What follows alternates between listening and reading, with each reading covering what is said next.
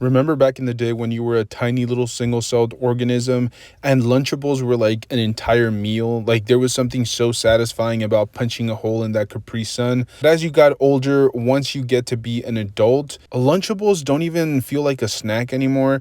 You're like this giant, humongous homunculus, and you have those big sausagey fingers, and you feel like a giant holding those tiny little round crackers. Remember those tiny little chocolate bars that wouldn't even feed a newborn child?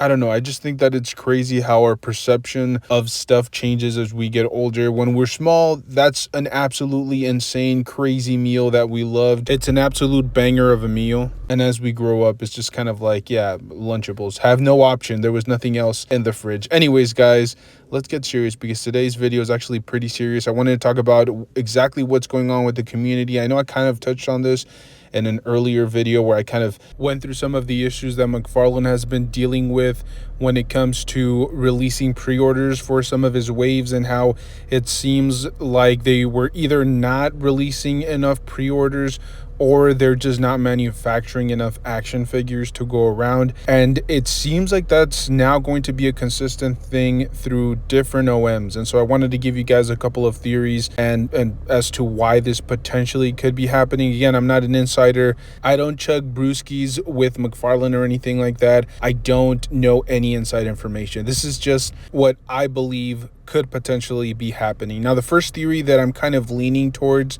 is just a lot of the source material, specifically live action projects that either Disney or DC has been releasing recently, just isn't very good. So a lot of people don't get excited. If the source material is not very good, they're not going to be that interested into the action figures themselves. The DC Multiverse line is a perfect example of that. We just got the Black Adam figures, and I believe there were a handful of those for the live action film. I personally only own the Black Adam, but there are a few others that you can pick up. But that wave as a whole, pretty solid action figures overall. I mean, some of the figures did come with some really cool accessories, or they came with new sculpt work or new articulation updates to some of the figures. But overall, the wave did not do very well. I mean, these figures were essentially getting thrown into cereal boxes for free. I mean, they just could not get rid of them. I remember them being at a lot of clearance stores, but I honestly think that's more of a byproduct of it being a live action project that nobody cared about. And in all honesty, I don't really think that the Black Adam film is like the worst film of all time. I've seen worst. It's just one of those films that I may watch like every decade or something like that. It's not a film that I'm going to go back to. But again, it's not the worst thing ever. It was just kind of like a jumbled mess, right? Before they were going to make the big transition in the DC cinematic universe. So it really wasn't a great film. And because it got panned critically, a lot of people just didn't jump into the collectibles that featured The Rock as Black Adam. Something fairly similar happened with the Flash film, which I think maybe had like one or two figures that kind of flew off the shelves, mostly anything featuring Michael Keaton. But the other figures, again, just did not sell well. People did not want these figures because they didn't love the Flash film. It was critically panned. Even though personally I actually enjoyed the Flash movie, but I'm in the minority. Overall, people just did not flock to see this movie, did not love the source material. Why would they spend their hard-earned money on these collectibles? And the same thing goes with the Justice League film. I think the Snyder Cut was definitely an upgrade, not a huge upgrade, but it was definitely a better film. But prior to the Snyder Cut, the Justice League action figures did not sell either. I mean, people just were not flocking to their stores to pick these figures up. And because that, I think their sales or their data might be a little bit skewed. It's telling them, hey, people are no longer interested in our collectibles, even though it has more to do with the source material. Same thing happened with the Marvel Cinematic Universe. The Captain Marvel film was another prime example of just a mediocre comic book based film that just had an insane amount of merchandising attached to it. And similar to all of the other films that I mentioned previously, this particular film just wasn't critically well received, and overall the fan base really turned on this entire film franchise. The live action shows were not any better. The Miss Marvel live action series on Disney Plus was also kind of mediocre, and people just did not really get too excited about this particular project. And the list goes on and on. You had the Hawkeye series, the What If animated show that also had very lukewarm reviews attached to it. And so, as I mentioned earlier, the merchandising overall just really suffered. And it wasn't just action figures. Sometimes as collectors, we forget that there are other things that are attached to these films. You have digital sales of the film, DVDs, Blu-rays, t-shirts, backpacks, shoes. It's just an insane amount of stuff that they plaster with images promoting these films.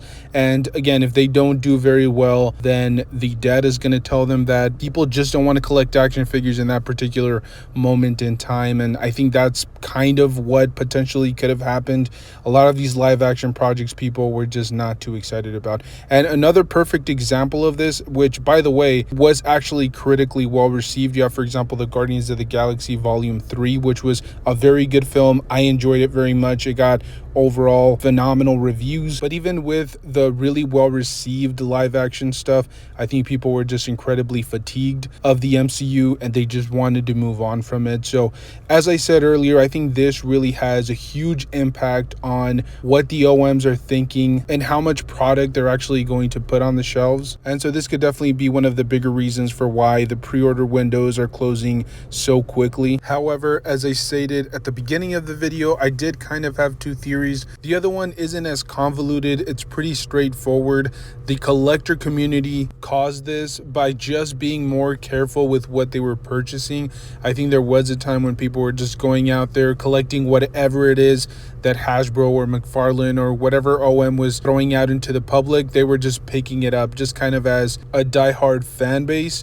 But maybe there's a new wave of collectors that have come out, and I can't tell you every time that I upload a video, I would say like every other video, there's at least a handful of people that comment saying, hey, I've moved on from collecting McFarlane action figures, or I've moved on from collecting this particular line just because of the lackluster releases or the pre-orders or the reveals altogether, and they're just not too happy. So that could be another reason. They just got really careful and really picky with what it is that they were purchasing, and then that just kind of forced OMs to just not release as many figures as they were prior. I mean, they still have the same releases, just maybe not manufacturing as many action figures as they were in previous years. I will say I am a little bit shocked that the action figure OMs are doing this, because look, as collectors, we tend to forget that there's a whole world out there of people purchasing or collecting different things.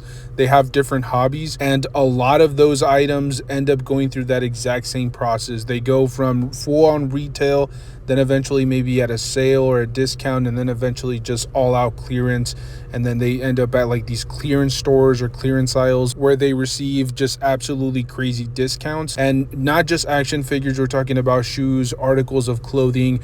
People just move on to the next big thing. So I'm not sure why the action figure OMs are overreacting and losing their minds. I know I mentioned this in a previous video as well, but I'm sure that they have a bunch of data and they know exactly what sells and what doesn't sell. So it absolutely makes no sense that a lot of these highly coveted characters or action figures are selling out through the pre-order websites from different retailers. You would think if they are going to cut back, they would only do that on characters that they don't feel as confident in. But as I said, these are only working theories. I have no inside information.